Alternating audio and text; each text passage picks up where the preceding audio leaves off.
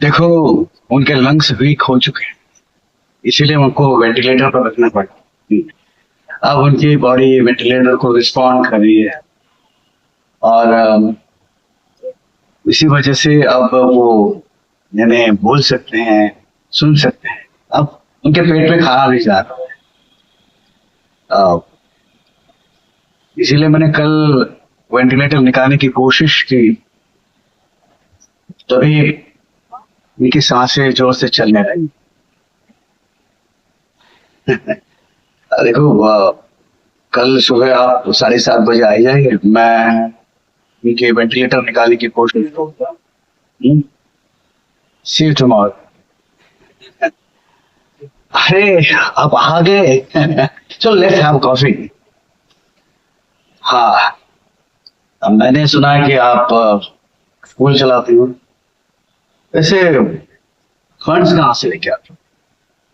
अच्छा, आप खुद जेब से खर्चा करते हैं। Very good, it's appreciable. नहीं, मैंने मैंने सुना है कि आप चैरिटी भी करते हैं। बहुत अच्छी बात है। यू नो, मैं पहले केईएम हॉस्पिटल में प्रैक्टिस करता था। या I was one of the best professor in KEM hospital.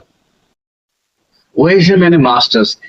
You know, अभी तो मुझे भाग आउट जाकर आउट ऑफ जाकर मुझे लंग्स डिजीज पर प्रैक्टिस करनी थी, रिसर्च करना था। मेरे बहुत बड़े सपने थे। यानी वैसे मुझे काम में बहुत बिजी था, इसीलिए मैं फैमिली की ओर ध्यान नहीं दे पा रहा था, वक्त नहीं दे पा रहा था। मेरे गोल्स भी बहुत बड़े थे, और इसीलिए मैं बहुत मेहनत कर रहा था। और मैंने सोचा कि भाई एक डॉक्टर के साथ शादी करूं, जो मेरे घर को देख सकती हैं, मुझे समझ सकती है, मेरे गोल समझ सकती है। लेकिन अचानक मेरे माँ को लंग्स अटैक आया, और लंग्स इन्फेक्शन डिटेक्ट हुआ। उसके बाद मैंने सोचा कि मैं बाहर नहीं जाऊंगा, मैं प्रैक्टिस नहीं करूंगा, यही प्रैक्टिस करूंगा और अपनी माँ की सेवा करूंगा, अपनी माँ की देखभाल करना, यही मेरा मिशन रहा। और फिर मैंने प्राइवेटली प्रैक्टिस करना शुरू किया। मलाड में एक क्लिनिक है, और यू नॉट बिलीव, अभिनव, पहले दिन 7-8 पेशेंट्स आ गए लंग्स इन्फेक्शन।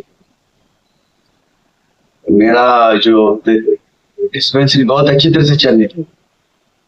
मैंने सोचा कि भाई मैं अपनी डिस्पेंसरी अपग्रेड करूँ, क्लिनिक अपग्रेड करूँ, इसलिए अच्छे अच्छे इंस्ट्रूमेंट लेके आया। ये सब करने का कारण यही था कि अगर मेरे माँ को फ्यूचर में कुछ इमरजेंसी लग जाए तो उनकी सेवा मैं करूंगा, या उनकी देखभाल मैं कर सकता। और इसीलिए मैंने मेरी लाइफस्टाइल चेंज कर दी।